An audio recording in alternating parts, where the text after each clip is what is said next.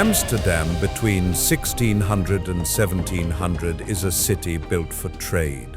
It runs on water routes, storage, rules, and constant work. The city grows fast because money flows through it, and because it attracts people who want wages, safety, or a fresh start. But life is not easy. Crowding, high prices, winter cold, and sickness are always close. The harbor and the waterway just outside the city are the main stage. Ships arrive with cargo and leave with new loads. Small boats move between larger ships, carrying people, barrels, ropes, and messages. The waterfront is a workplace, not a view. Heavy goods are hauled, checked, and stacked. The sound is rope against wood, hammering, shouting, and carts crossing bridges. Harbor work is split between skilled jobs and rough day labor. Skilled workers repair ships, make ropes, sew sails, build crates, and manage loading. Day laborers wait for a day's pay and hope they stay healthy. Injuries are common. A broken hand or a bad back can end a family's income. Many people live one setback away from debt. The city depends on storage. Warehouses line the water. Some homes also act as storage and office space. Goods come in, get measured and recorded, then move again. Much of the city's power comes from being able to handle huge volumes without losing control. That control is built from rules for weights, measures, quality, taxes, and where you can sell. Trade also depends on paper. Contracts, letters, receipts, lists, and price news move as fast as goods. People who can read and keep accounts have an advantage. Credit matters. Many deals are built on trust and reputation. If trust breaks, the whole system becomes slower and more expensive. The city center is a busy public space where officials, merchants, workers, and visitors pass through all day. The square is also where people watch each other. Clothes, posture, and behavior affect how others treat you. A clean look helps when asking for credit, work, or support. Nearby is a major church that anchors the same area and draws crowds for services, funerals, and public moments. The city skyline is built from towers and church roofs. These landmarks are also practical. They help people navigate in a city where many streets look similar and where canals repeat in patterns. From the center, the Damrak and the route toward the harbor are always busy. This is one of the most crowded flows in the city. People, carts, deliveries, and messages moving between the port and the central markets and offices. The canal system shapes the city more than anything else. Canals are not decoration. They carry goods, manage water, and raise land value. They also shape social distance. The main canals become the address of power. Big houses, calmer streets, and close access to money and officials. Smaller streets behind them are tighter, louder, and more mixed. A canal house is often both home and business. A front room can be for meeting clients. A back room can be for storage. Upper floors can hold goods and family life at the same time. Many houses have a lifting beam at the top to bring goods up to attics. Boats deliver right to the door because water is a delivery road. Some parts of the canal belt become famous for wealth and display, especially bends where large houses face the water with extra space and a clearer view. These areas show how money turns into stone, brick, and quiet. But even here, the system is still work-based. Comfort depends on servants, steady income, and reliable fuel and food supply. Inside homes, daily life is practical. Water must be carried, fires must be lit and kept alive, floors must be scrubbed, linen must be washed and repaired. Food is bought often because storage is limited for many households. Light is expensive, so evenings are darker than today and people plan around daylight. Rich households often run on servant labor. Middle households run on family labor. Many middle families live above or behind their work. A shop in front, living space above, storage in back. Apprentices often live with the household. Work and private life share the same rooms. For many people, housing is small and crowded. Rent is a constant pressure. Some families share rooms, some rent beds by the night. Damp is common, especially in lower rooms. Privacy is limited.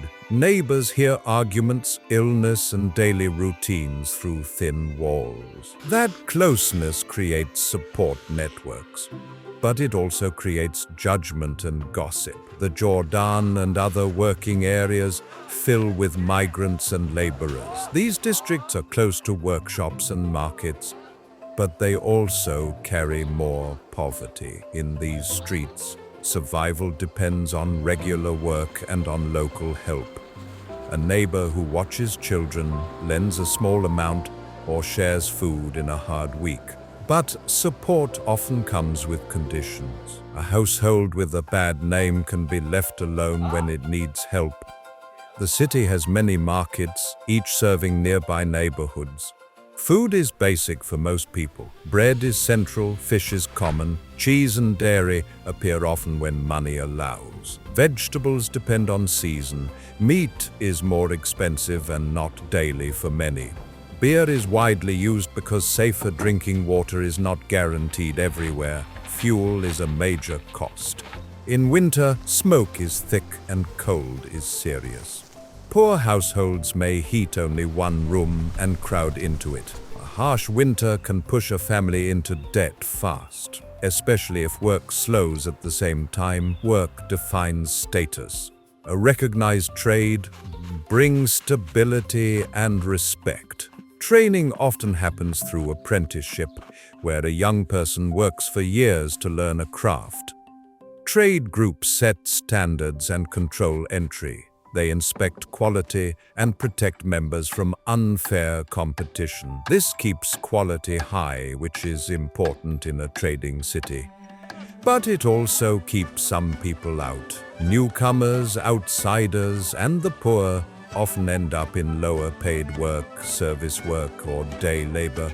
Women's labor holds much of the city together. Women run parts of shops and market stalls, manage households, do laundry and cleaning, care for children, and support the sick. Some women run businesses, especially as widows continuing a family trade. Much of this work is not treated as public power, but daily life depends on it. Children work early. Some go to school long enough to read and write, which helps in office work and trade. Many do not.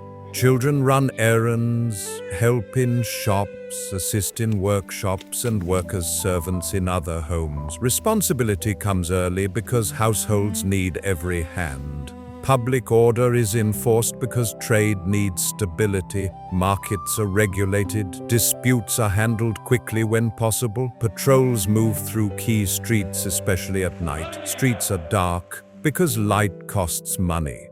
People lock doors, close shutters, and avoid trouble after late hours. Taverns and inns are social centers, but they also bring fights and theft. Fire is a constant fear. Stored goods, wooden beams, pitch, and fuel sit close together in tight streets. One spark can spread fast. People keep basic tools and buckets ready, and neighborhoods rely on each other in emergencies. The city also sets rules about where risky materials can be stored and how to respond. Landmarks are part of daily routes, not just sightseeing. Dam Square is the political and civic center. The Oude Kerk marks the older heart of the city near older canal lines. The newer Kerk stands close to the main square and is tied to public events and ceremonies. The Vesterkerk rises over the western canals and becomes a strong point in the skyline. The Zuiderkerk marks the southern side of the older city. and helps define neighborhood identity. The Wagat Newmarkt sits in a working area tied to weighing markets and busy street life. Along the water's edge, towers and gate points remind people where the city meets the outside world. Some landmarks are tied directly to trade systems.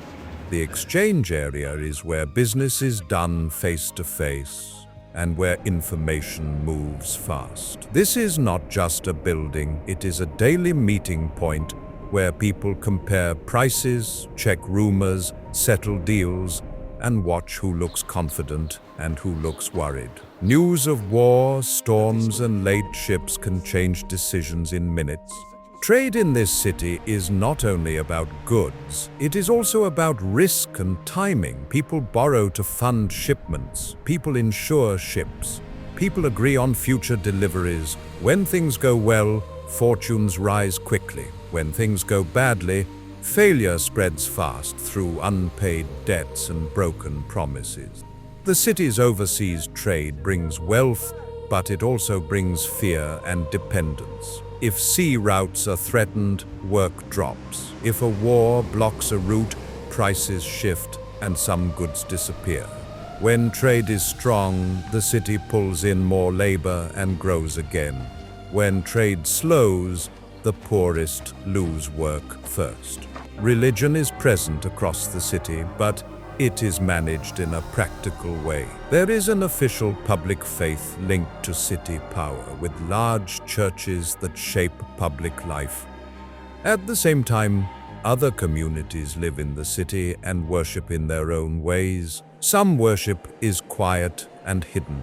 Some communities are large, organized and visible through schools and charities. The city allows this as long as public order holds. Community support matters because the city can be harsh. People fall into poverty through illness, injury, job loss, a death in the family, or a failed business. The city has institutions for orphans, the elderly, and the poor. Charity exists, but it often comes with strict rules. Help may require obedience and labor. There is a strong idea that help should go to people seen as deserving. People judged as disruptive or lazy can be punished or forced into controlled work.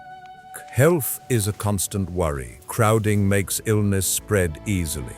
Water and waste are difficult to manage. Canals carry boats, but they also collect dirt. Warm weather can make the city smell and feel unhealthy. People link sickness with dirty air and filth. When outbreaks happen, the city can tighten rules fast, with isolation and limits on movement. Daily rhythm follows daylight and cost. Morning starts early, homes open, water is carried, fires are lit, stalls are set up, and deliveries begin. By midday, the streets are packed. Carts over bridges, boats along canal edges, people bargaining in markets, messengers rushing between offices, late afternoon shifts toward home.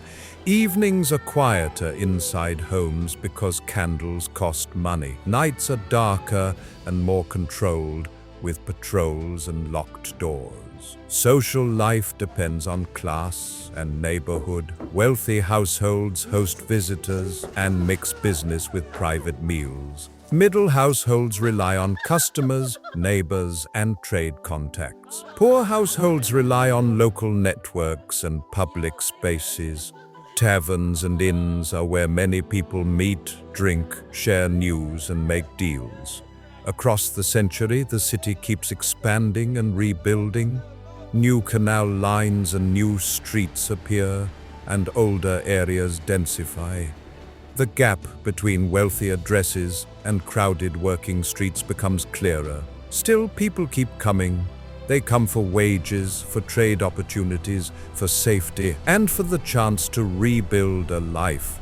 In the end, Amsterdam in 1600 to 1700 is not a calm, golden life for most people. It is a working city built on risk. The sea can take ships, war can shut routes, illness can sweep through crowded streets, fire can destroy blocks, Debt can ruin a household. What makes the city strong is not comfort, it is organization, canals that move goods, rules that protect trust, paperwork that scales trade, and a culture that expects people to work, manage, and adapt.